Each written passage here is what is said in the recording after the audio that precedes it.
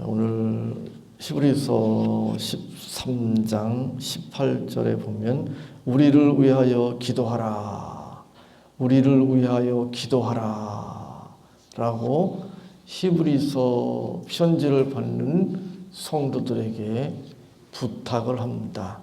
물론 당시 유대교회에서 기독교로 개종한 그런 성도들뿐만 아니라 모든 성도들이 이 말씀을 받을 대상이라고 말할 수 있습니다.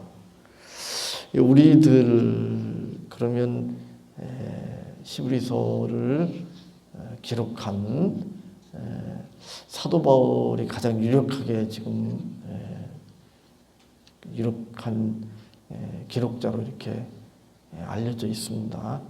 다른 설도 있지만 하여튼 사도 바울과 그 일행, 사도 바울과 그 일행이 이제 성도들에게 부탁합니다. 우리를 위하여 기도하라. 사도들 또는 복음 전하는 자들, 목회자들, 그 모든 사람들은 성도들의 기도가 정말 긴급하게 필요합니다. 왜 그럴까요? 목회자들이 성도들을 위해서 기도하는 것은 그건 뭐 당연하다고 사람들이 생각합니다.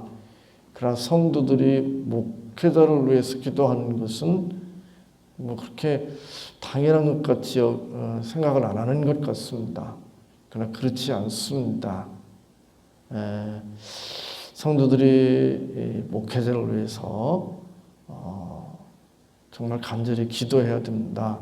왜냐하면 목회자도 인간이고 목회자도 부족하고 연약합니다. 또 여러 가지 면에 있어서 무지한 그런 부분들이 많이 있습니다. 특별히 목회자가 짊어진 그 책무, 그것이 너무 그 성도들이 신앙생활하는 데 있어서 중요한 역할을 하기 때문에 더욱 그렇습니다. 특별히 하나님의 말씀을, 성경 말씀을 바르게 잘 전하는 것,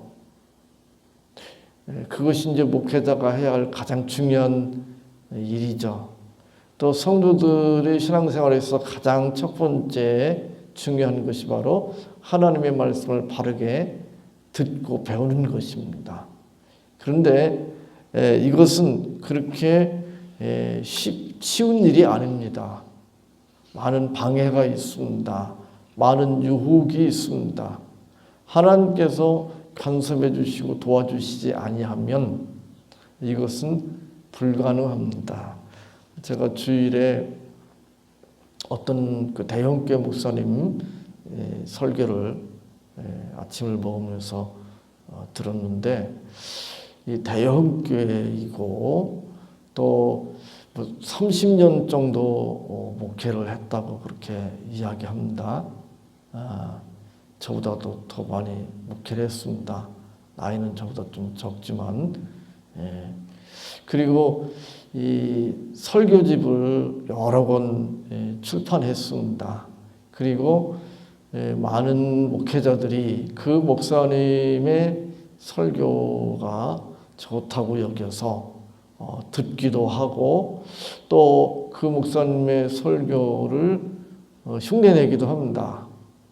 서울의 어떤 교회 목사님은 그 목사님 설교를 그대로 제수처까지 똑같이 했다가 교회에서 막 들고 일어나가지고 곤욕을 치른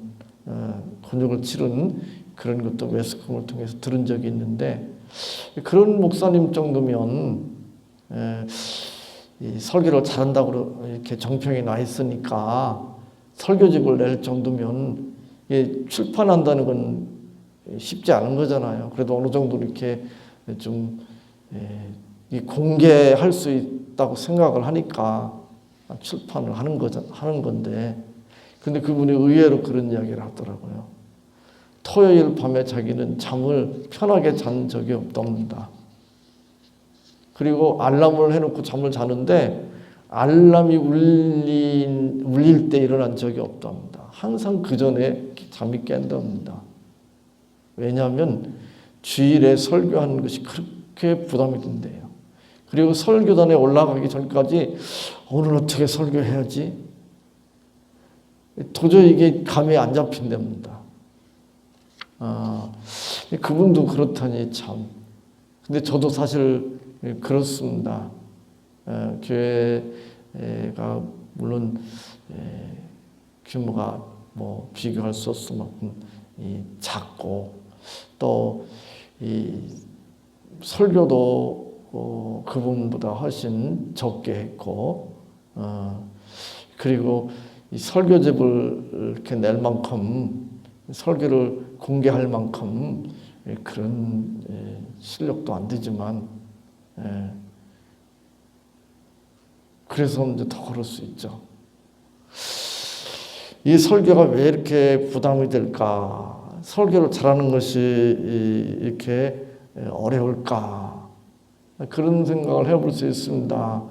어떤 목사님은 그런 이야기 하더라고요. 한 10년 정도 설교하면 이 수도꼭지를 틀어놓으면 물이 줄줄 나오듯이 성경책만 펴면 설교가 줄줄 이렇게 나올 줄 알았는데 아니 그게 아니더라. 10년, 20년 지나면 설교가 쉽게 이렇게 잘 될 줄 알았더니 더 어렵고 힘들더라. 그런 이야기도 합니다. 사실 그렇기도 합니다. 근데 그런 여러 가지 면도 있지만 설교자가 받는 유혹이 있습니다. 어떤 유혹이 있는가 하면 성도들이 어떤 설교를 원하는가 하면 위로받고 또 소망을 주는 그런 설교를 원합니다. 그래서 목회자도 또 그런 설교를 하면 부담이 적습니다. 그러나 그렇지 않은 성경 있는 내용을 그대로 고지고대로 십자가의 복음을 전하려고 하면 하나님 말씀대로 바르게 살아야 된다고 하는 설교를 하려고 그러면 성도들도 부담이 되고 설교하는 입장에서도 부담이 됩니다. 왜냐하면 그렇게 이야기하면 자기도 그렇게 살아야 될 책임과 의무가 있잖아요. 자기는 그렇게 살지 않으면서 뭐 이렇게 성도들한테 어떻게 해라 이렇게 설교하는 건 그건 양심적으로 거리끼는 일이잖아요. 아무리 유익해도 성도들이 원하지 않고 싫어하면 목회자는 이 부담을 느끼게 됩니다. 그리고 될 수 있으면 전하지 않으려는 그런 마음이 자꾸 생깁니다. 그리고 될 수 있는 대로 성도들이 원하는 그런 내용을 하려고 하는 그런 유혹을 받지 않을 수 없습니다. 근데 이게 그 자체로 끝나는 것이 아닙니다. 왜냐하면 사람들이 좋아하는, 사람들이 원하는 설교를 해야 교회에 나오고 있는 사람들이 계속 교회를 나오죠. 그리고 누구를 전도해와도 그런 설교를 들어야 교회에 남아있죠. 근데 그런 설교를 하지 않으면 성도들이 원하는 설교가 아니라 하나님께서 원하시는 그런 말씀을 전하면 성도들이 듣기 싫어하잖아요. 그러면 있는 성도들도 떨어져 나갈 위험성이 있습니다. 그러면 이제 목회 전체가 흔들릴 수밖에 없습니다. 많은 목회자들이 목회를 통해서 생계를 꾸려가기도 하잖아요. 생계 문제가 달려 있기도 합니다. 그러니까 이게 심각하죠. 아무리 하나님의 말씀을 바르게 잘 전해도 사람이 모이지 않고 또 하나님의 말씀을 듣고 거기에 긍정적인 반응을 보이지 않는다면 목회자도 힘을 잃을 수밖에 없습니다. 낙담하고 좌절하고 체념하고 심지어는 포기할 수도 있습니다. 그래서 성도들은 목회자가 어떤 상황에서도 흔들리지 않도록 사람들이 원하는, 사람들이 듣기 좋아하는 그런 설교로, 위로와 소망을 주는 설교로 성경의 내용을 전부가 아니라 그 가운데 원하는 것만 골라서 설교하려고 하는 유혹을 뿌리치고 하나님의 말씀을 바르게 잘 전할 수 있도록 성도들은 목회자를 위해서 기도해야 합니다. 위대한 사도 바울조차도 성도들의 기도가 필요했습니다. 그래서 기도를 부탁합니다. 히브리서를 사도 바울이 기록했다고 그러면 오늘 본문도 해당되겠지만 다른 바울 서신서들에도 기도를 부탁하는 내용들이 많이 등장합니다. 로마서 15장 30절에 형제들아 내가 우리 주 예수 그리스도로 말미암고 성령의 사랑으로 말미암아 너희를 권하노니 너희 기도에 나와 힘을 같이하여 나를 위하여 하나님께 비로 라고 부탁합니다. 고린도후서 1장 11절에도 너희도 우리를 위하여 간구함으로 도우라.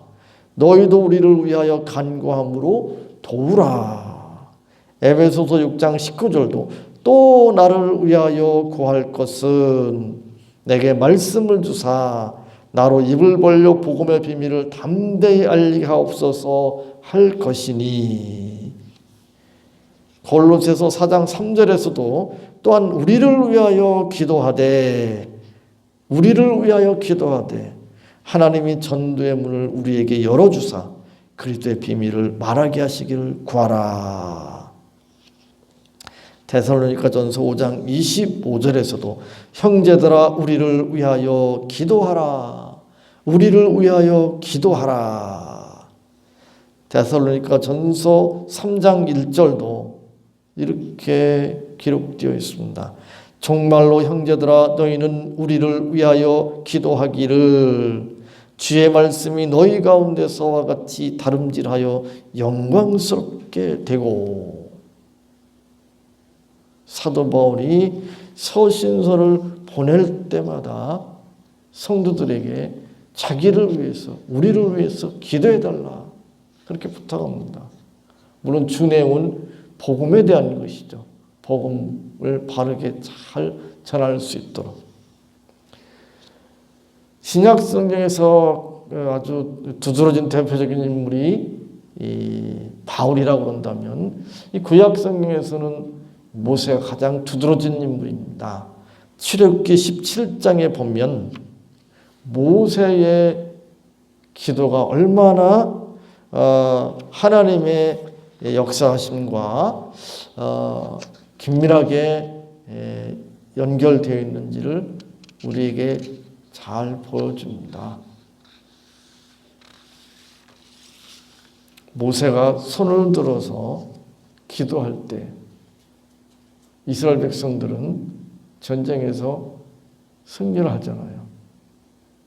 그러나 힘이 빠져서 손을 내릴 때 패배합니다. 그래서 아론과 훌이 양쪽에서, 제가 지금 정확히 기억을 못하겠는데 그때 양쪽에서 모세의 손을 붙들죠. 그러자 계속 승리합니다. 바울도 모세도 성도들의 기도가 필요하고 중요했다면 일반 목회자들은 말할 필요도 없겠죠. 이제 18절 하반절에 이렇게 기록되어 있습니다. 우리가 모든 일에 선하게 행하려 함으로 우리에게 선한 양심이 있는 줄을 확신하노니. 우리가 모든 일에 선하게 행하려 함으로 우리에게 선한 양심이 있는 줄을 확신하노니. 선한 양심이 있을 때 선하게 행하려 하겠죠. 선하게 행하려고 한다는 것은 선한 양심이 있다는 것이죠. 이 말은 우리가 선한 양심을 가지고 선한 일을 행하려고 하는 목회자가 성도들에게 기도를 부탁할 수 있다는 것을 우리에게 말씀하고 있습니다. 사도행전 23장 1절에도 바울이 공회를 주목하여 가로되 여러분 형제들아 오늘날까지 내가 범사의 양심을 따라 하나님을 섬겼노라 하거늘 내가 범사의 양심을 따라 하나님을 섬겼노라 라고 사도 바울이 고백한다. 이런 범사의 양심을 따라 하나님을 섬기는 그런 삶을 살았기 때문에 바울은 성도들에게 기도를 부탁할 수 있었습니다. 물론 여기서 선한 양심을 따라 산다는 것이 무엇인가 우리가 좀 생각해 볼 필요가 있습니다. 왜냐하면 안 믿는 사람들도 양심이라고 하는 것이 있습니다. 그래서 안 믿는 사람들도 양심적으로 살려고 하는 그런 사람들이 많이 있습니다. 우리가 세상에서 그 사람 참 훌륭하다 이렇게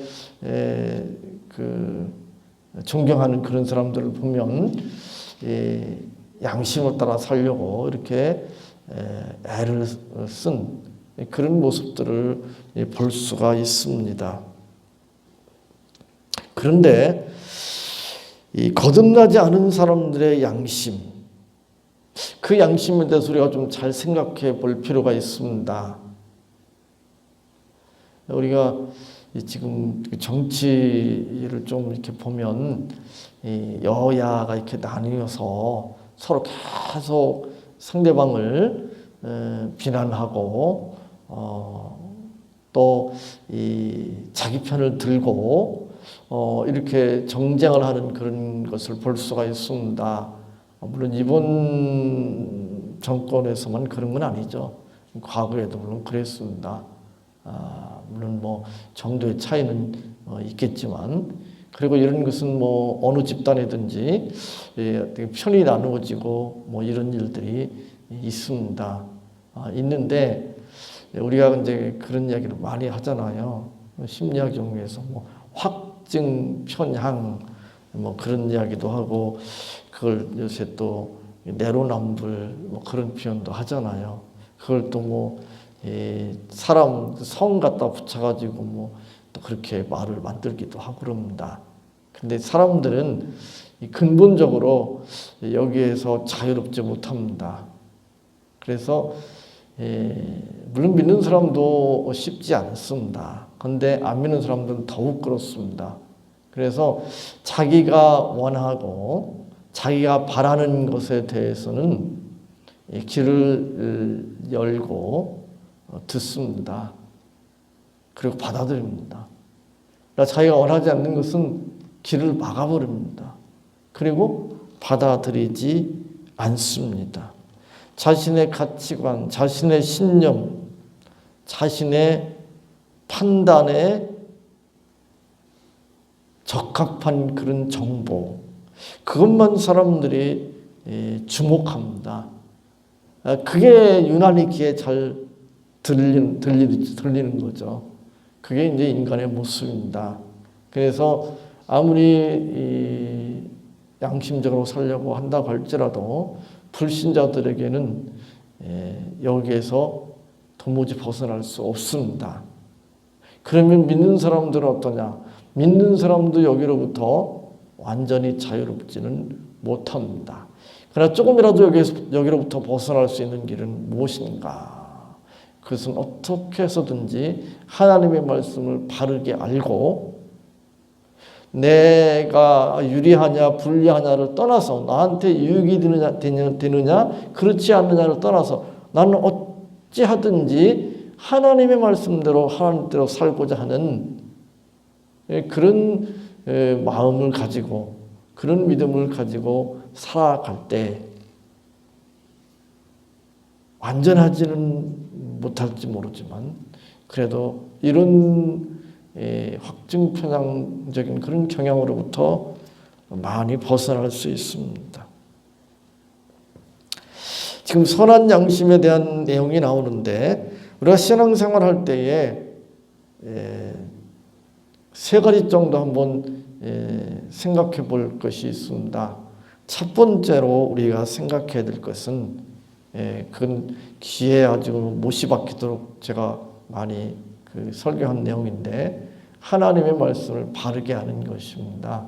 그걸 다르게 말하면 교리, 바른 교리를 가지고 있어야 됩니다. 그런데 교리가 바르다고 해서 바르게 사는 것은 물론 아닙니다. 그래서 우리가 교리에 대해서 바르게 알아야 되고, 두 번째는 구원에 대한, 영생에 대한 확신이 있어야 됩니다. 이 교리에 대해서는 바르게 이렇게 배울 수 있습니다. 그러나 구원에 대한 확신이 없으면 아는 것 가지고 되는 게 아니잖아요. 배우는 것 가지고 되는 게 아닙니다.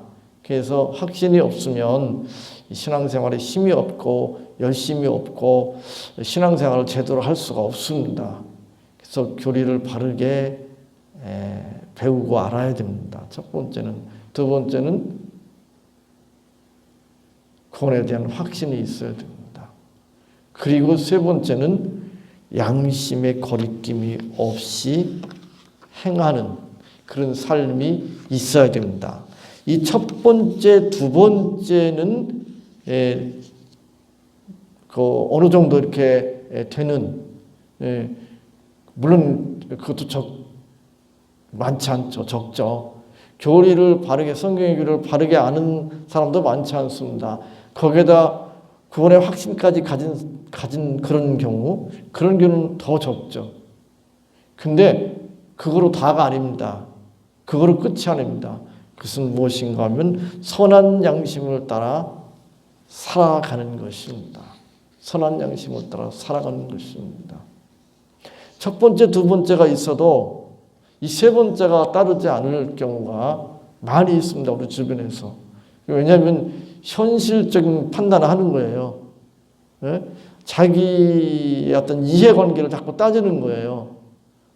그래서 선한 양심으로 사는 데까지 나가지 못하는데, 그러나 우리는 선한 양심을 따라 살아가는 그 수준까지 나아가야 합니다. 그럴 때 우리는 다른 사람들한테 우리를 위하여 기도하라 라고 말할 수 있습니다. 물론 목회자가 이렇게 기도를 성도들에게 부탁할 수도 있지만, 성도가 목회자나 또는 다른 성도들에게 그렇게 기도할 수 있습니다. 19절에 이렇게 말합니다. 내가 더 속히 너희에게 돌아가기를 위하여 너희 기도함을 더욱 원하노라.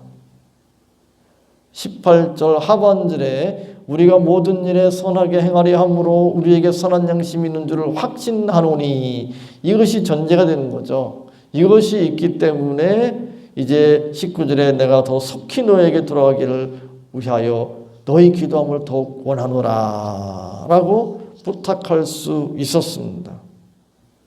물론 그런 소원이 있다고 해서, 또 선한 양심을 가지고 있다고 해서 또 그런 기도를 부탁했고 그런 기도를 부탁받은 성도들이 열심히 기도했다고 해서 그 소원이 꼭 이루어지는가?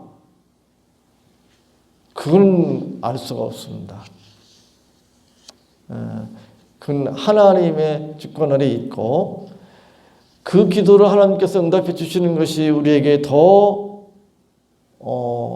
유익하면 들어주실 것이고, 그 유익이라고 하는 것은 현실적인 유익이 아니라 영적인 것이죠. 그러나 그 기도를 하나님께서 들어주시는 것이 우리에게 영적으로 별 유익이 없다면, 오히려 더 해가 된다면 하나님은 안 들어주시거나 아니면 보류하실 수도 있습니다. 문제는 우리가 선한 양심을 가지고 그 선한 양심을 따라서 하나님께서 주신 그 직무를, 사명을 잘 감당하기 위해서 힘쓰고 했을 뿐만 아니라 그것이 우리의 부족함과 연약함, 우리의 무지 때문에 불가능합니다. 그래서 하나님께서 도와주셔야 됩니다. 그래서 내가 그것을 위해서 기도할 뿐만 아니라 다른 사람들에게 나를 위해서 기도해 달라고 부탁을 해야 합니다. 그리고 부탁을 받은 사람은 물론 기도해야 되죠. 저도 부탁을 받지 않고도 기도하지만 그러다 보면 기도하다가 또 얼마간 기도하다가 그 다음에 또 뭐 기도를 또 잊어버리고 못하고 이렇게 합니다. 그러나 기도를 부탁을 하면 그거는 기도를 안 할 수가 없더라고요. 그래서 자기 자신을 위해서 기도할 뿐만 아니라 다른 사람을 위해서 기도하고 또 다른 사람의 기도를 부탁하기도 하고, 특별히 목회자를 위해서 여러분들이 기도함으로 목회자가 하나님의 말씀을 바르게 잘 전할 수 있도록, 그리고 성도들이 하나님의 말씀 바르게 잘 듣고 믿음이 정말 성숙한 그런 복된 성도들 다 될 수 있도록 우리가 기도하는 일에 힘써야 되겠습니다.